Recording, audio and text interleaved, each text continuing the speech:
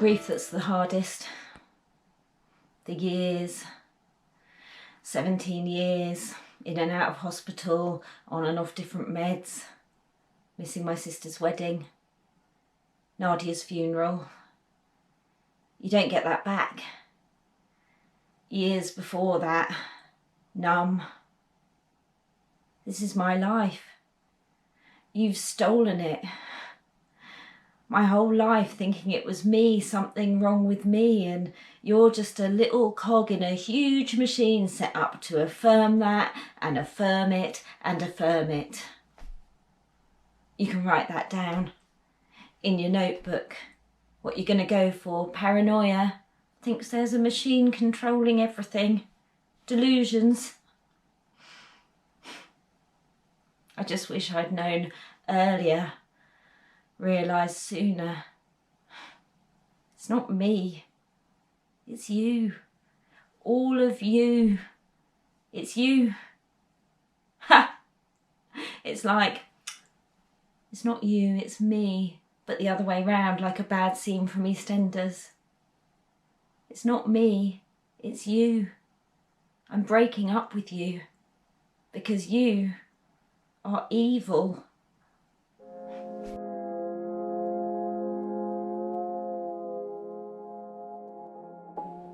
Do you remember when you came over all judgmental and said I was only a lesbian because I'd been abused? It was quite a long time ago now. I'm wondering if your thinking's moved on at all.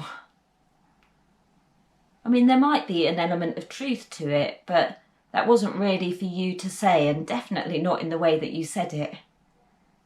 And if there is some truth to it, it's a positive thing, a positive choice.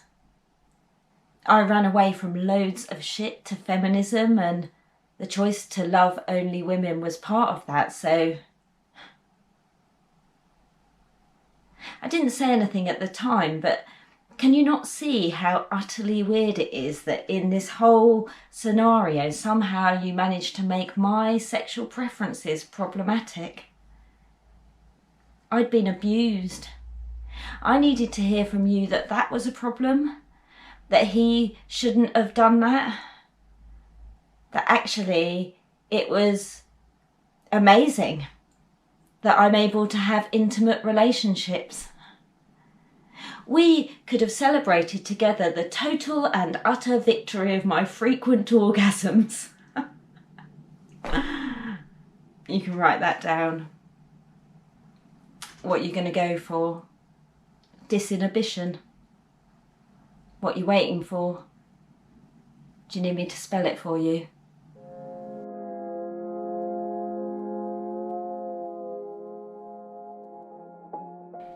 I loved Nadia. She was my wing woman. I never saw her out in the real world, but somehow we kept ending up on the ward at the same time over and over. She was my silver lining. She never trusted any of you. She was too clever for that. I miss her. I didn't blame her for what she did. I was glad for her. She found the only freedom she could, because you were going to keep sending her home with her parents, the same parents that pimped her out when she was 12. But you were never interested in that. Didn't believe her. But I did. I listened to her and she would listen to me, and we would hold each other and cry. She'd sing to me sometimes. I know we're not into celebrating individuality and talent here, but she had the voice of an angel. And we'd laugh. Yeah, we had a good laugh together. She did a good impression of you, actually. We'd laugh about that a lot.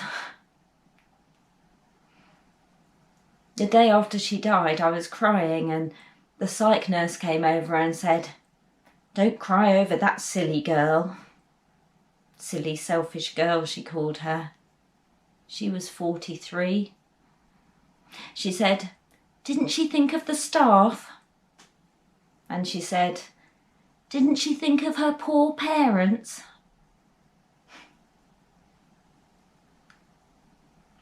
I wouldn't be here if it wasn't for her. When she died, something snapped in me.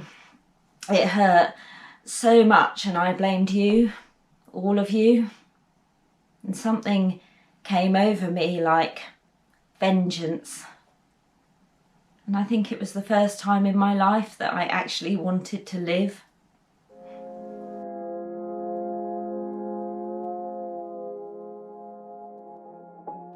Hello?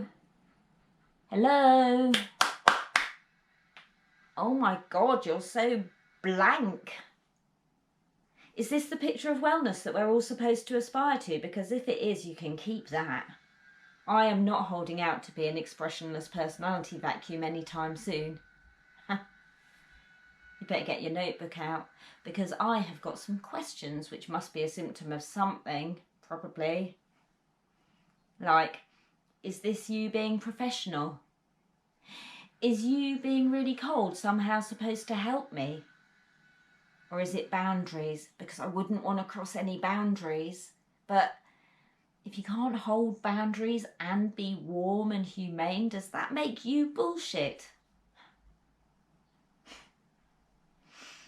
Is it, in fact, a demonstration of your immense power and wisdom? That you can sit here and be unmoved and scientific about my distress?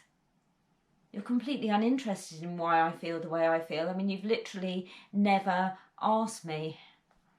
You are, however, very interested in whether you've done a good job with your little prescription pad. Well, bravo! You've done a great job of keeping me in the system and you on your 70k salary. None of your meds ever did me any good. Even you admitted that in our review. Medications won't help you, Anne. Oh, so that's why we've been shoving them down my throat for the last 2 decades.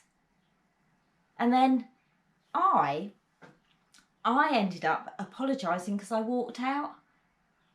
I didn't even slam the door. I went outside and took some deep breaths like you taught us in CBT, and then I came back in and apologised and very calmly owned the fact that I had felt angry. And you, in all your wisdom, you said, well, Anne, that is one of the main symptoms of your personality disorder. You know what you could have said? You could have said that that took balls, which it did, and good emotional regulation, which it did, and that I had a right to feel angry, which I did. I could have punched you in your smug face and you'd have deserved it. But we both know that would have played out better for you than for me, because I have had enough of being restrained to last me a lifetime.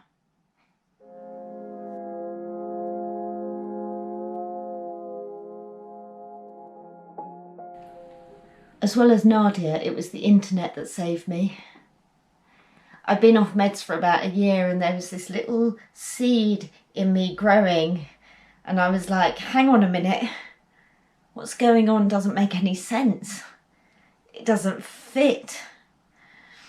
And then I read this blog and it was like someone speaking to all the questions I had in my head, like, why didn't anyone ever ask me why I was struggling? And why does mental health care feel like abuse? And where is the love and empathy? And why was it me that was being made wrong when it was someone else who committed the crime of rape against little girl me? And I was getting really fired up. I followed the link and found this website, and it was like following a trail of breadcrumbs through the forest to a clearing where there were loads of people all fighting for change. And I was like, fucking hell, if only I'd had this before. You've humiliated me and undermined me and abused and neglected me. And I'll tell you how you make me feel. Righteous.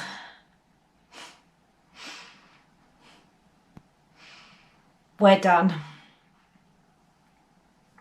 You can go now. Go on. Fuck off. Do you want me to spell hostile for you?